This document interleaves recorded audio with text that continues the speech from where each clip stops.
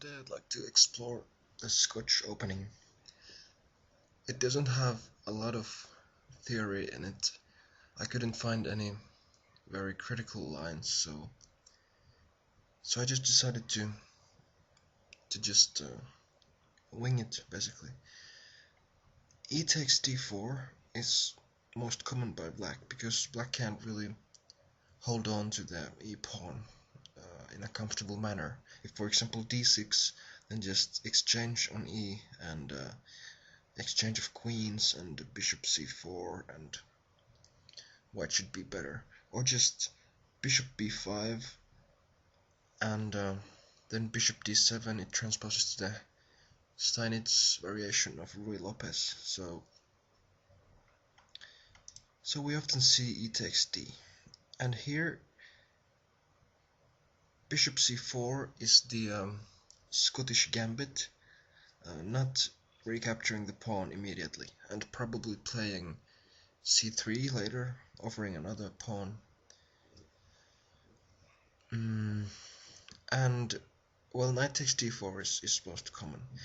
Also c3 here already is played and also gives good play for white. It's called the Göring gambit. So without bishop c4 and just bishop b5 looks really good for white also. I'd like to explore a little bit of maybe all of these possibilities. Here bishop c5 most common, knight f6, knight takes d doesn't look good for black because then the queen gets a very dominant position in the center. It can't be chased away conveniently. So let's just look at bishop c5. Counter move, then queen gets in the game. We can support the knight with c3.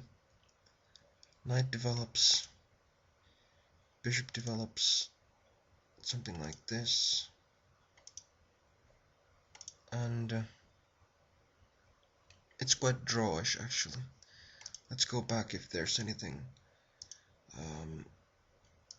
that would make a notable difference here.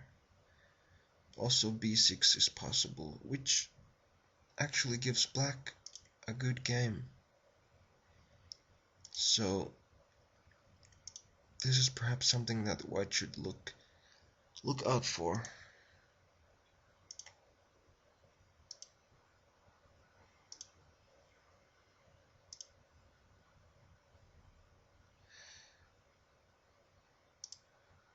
Just a6, and now white's initiative has vanished, and it's black who's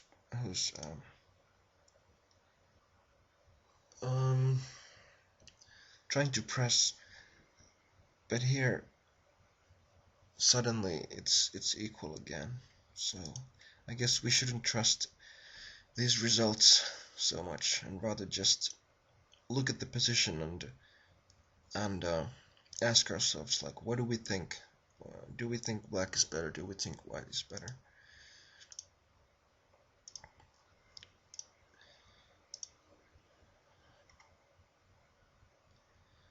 So let's go straight here and look at bishop c4.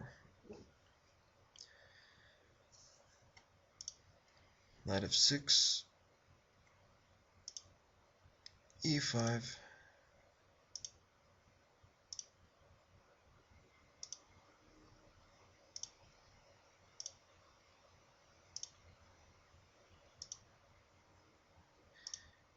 is a little bit better for white, so he still hasn't lost his initiative, but he might lose it soon. It's very equal actually, so it's maybe not the most interesting position.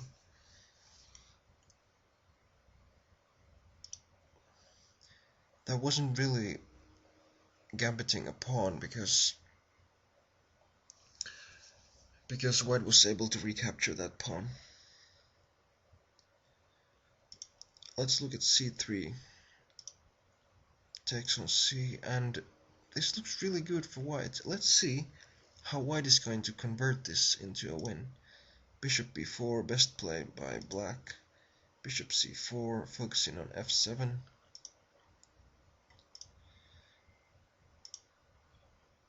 And queen b3 looked really good in that previous position. Perhaps white should have played queen b3. This is still very good for white. And here queen b3 also works. Bishop a3 with the same ideas from the Evans gambit.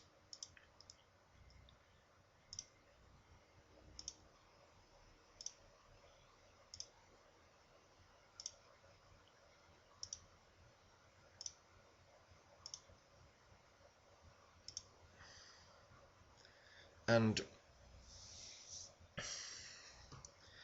this long line doesn't offer a victory for white, but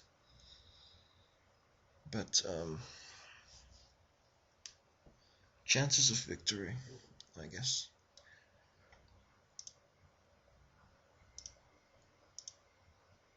Let's go back a bit and look what happens if white plays queen b3 already here. Is this winning?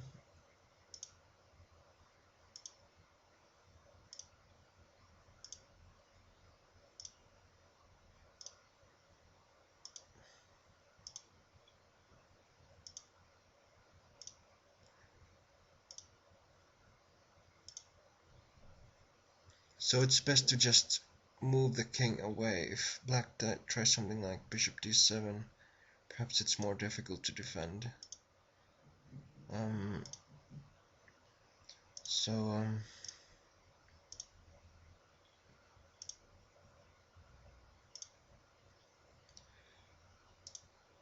F4. White has to play really aggressively to get compensation for the gambit. And we have reached the same position. It was just a transposition of moves. Okay, let's look at bishop b5 still. That seems to be really good for white. It's called Relfson gambit or Mac Lopez. So really rare, but it has a name. Almost every move in chess has a name. So here if black does something like bishop c5, bishop b4, it doesn't seem to be working. Even knight f6, not good. I'm not going to go in detail to those moves, but a6 looks best, and then it's kind of like a position from Ruy Lopez.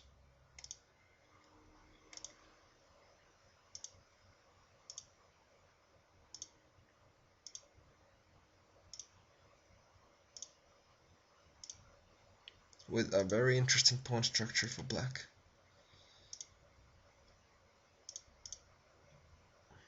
And this looks better for black, much better.